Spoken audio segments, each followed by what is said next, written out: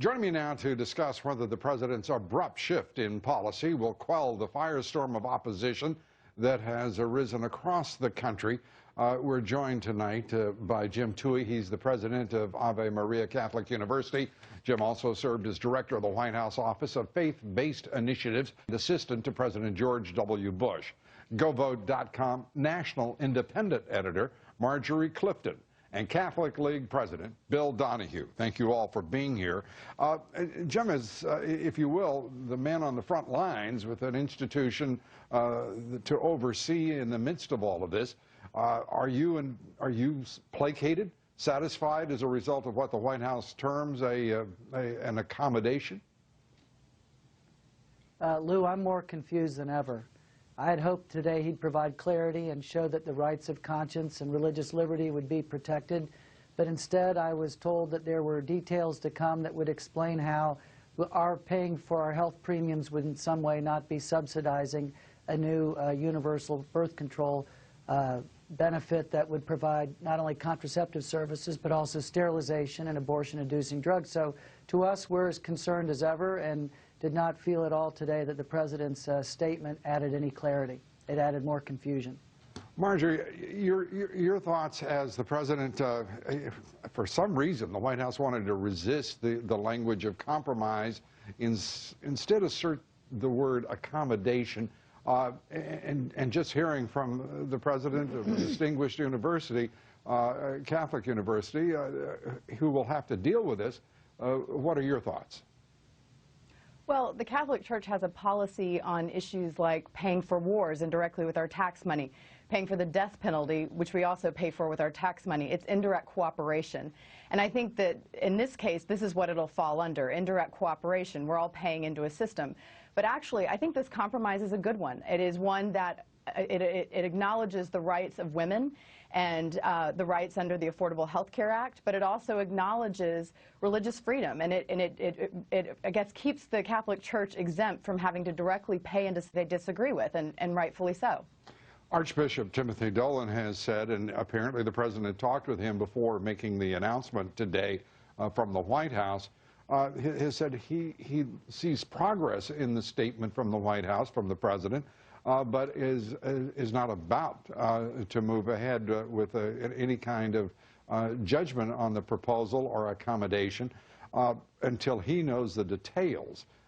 You think that's appropriate prudence on his part? Well, I don't know if that's prudence. I think that, I mean, they've gotten the concessions they wanted to get.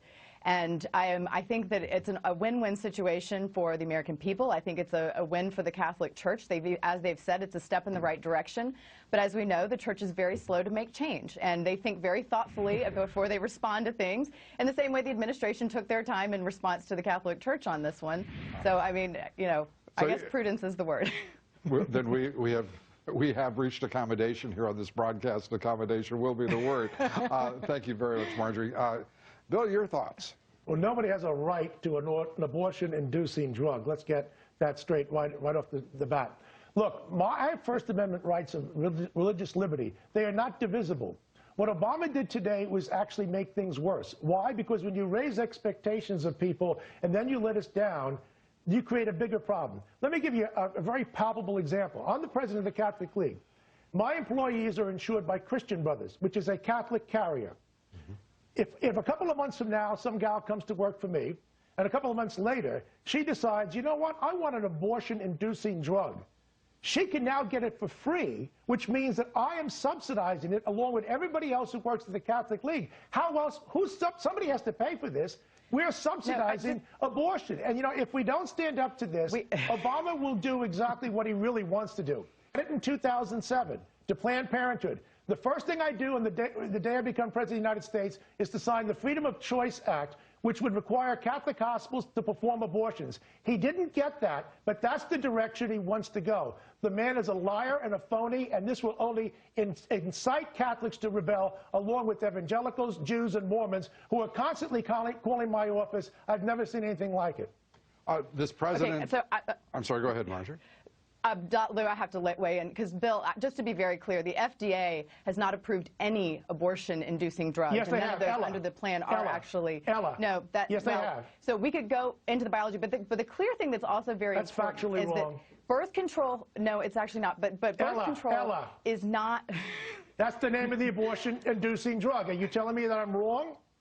We both can't be right on this. We can't be both right on this. Okay. Let's do. Bill, you can go read the we can read the FDA legislation on this, but I want to make another point. I have another point I want to make, though, is that contraception is not only, or birth control rather, is not only about contraception. It is about reduction of cancers, ovarian cancers. It's about prevention of polycystic ovaries. It also, women who have endometriosis, and I can speak from personal experience on this, is that birth control is a prescription for those things as well. And that's an important thing when you're talking about defending women's health. I must say that when you move to some of those issues, it sounds to me like those are rather bold prognoses to be attaching to birth control pills with incidents, but I don't believe that there would be we'll check further on it, but we're going to be back with our panel here in just moments. We've got two conflicting views of the world to solve, and they have nothing to do with the overall issue that we're trying to resolve here. We will continue with our panel next, and shocking news. Back now with Jim Toohey, Marjorie Clifton, Bill Donahue. Jim, I want to say, first of all, the FDA did approve Ella as a prescription emergency contraceptive, and so we've got that part of it aside. Endometriosis is too complicated to resolve, but of the many claims, one is that only the surgical response to the condition is effective over time. Now we can get back to the issue of the accommodation by this president, which is, in your judgment, what? Well, I just think it was a fig leaf of a compromise that attempted to keep his liberal base appeased and also to try to reach as many Catholics as he could with what he considered an accommodation. But because it's so confusing and the details are missing, it just begs the question, if this was such a magic solution, why wasn't it first offered? The reality is he was at the podium today because of an outcry by a lot of Americans that they feel their religious liberties under attack and that they're being required or coerced by a federal mandate. And I think Ave Maria University, we're a little university. We are out there trying to educate students in the Catholic tradition. We're proud to be Catholic. There's no way we are going to provide health benefits to our employees if we are in some way, through this mandate, funding drugs like you just described, RU-486, or sterilization, or other things that are contrary to Catholic teaching. So while there will be an effort by a lot of people to make this out to be a discussion about birth control, it's not. It's about a right of conscience and a right of Americans to be able to say to the federal government, we have First Amendment rights. We are providing a health plan without having to underwrite these objectionable practices. As you say, the issue seemingly four square is one of religious freedom.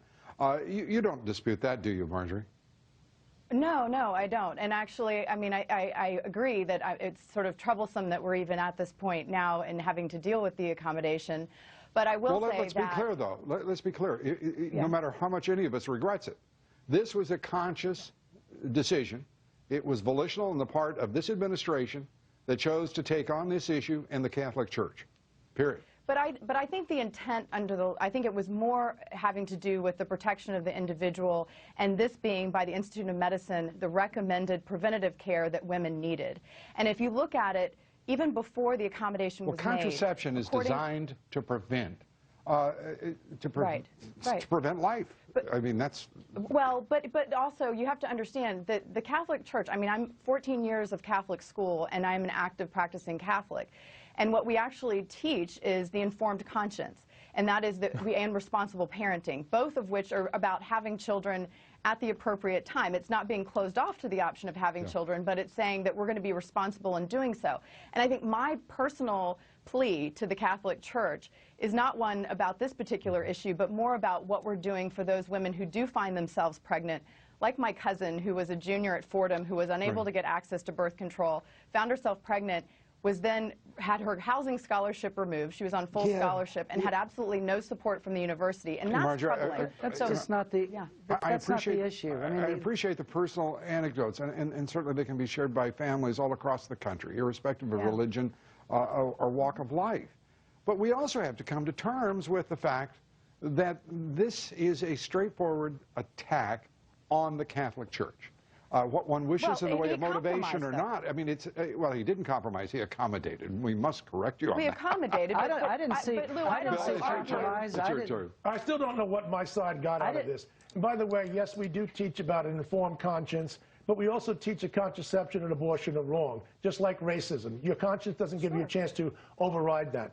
Quite frankly, where is the grassroots movement? Where is the demand in this country? Where is the furor amongst women saying, I can't afford sterilization? Planned Parenthood, which I am forced to pay for already in my taxes, will give free sterilization to any indigent woman. You can get contraception either free or at low cost any place in this country. Marjorie, you were But I would say... Well, according to the public religion research, which came out when the original rule was presented by the president, 58% of Catholics actually supported the rule. So if you want to talk about the Catholic population, I mean, I can only see that support going up. And the church has even said they support the steps that are being made by the administration. And I would say the sign of a good politician, and any president, Republican or Democrat, is one that is willing to compromise, is willing to hear both sides of the argument. There's no compromise. And when you look at the Rasmussen poll, you'll find out when you give people a choice, Catholics vote 77% to 9% to give people an option. I'm going to close this with one other. Two observations. One, that this is another mandate. Two, that the issue of mandate, the individual mandate, is now before the United States Supreme Court that will rule on its constitutionality and also its severability from the rest of Obamacare.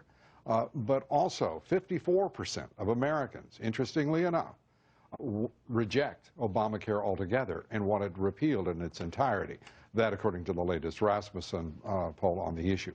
Marjorie Clifton, we thank you for being with us. Appreciate it. And Jim Toomey, the head of Ave Maria University, we thank you.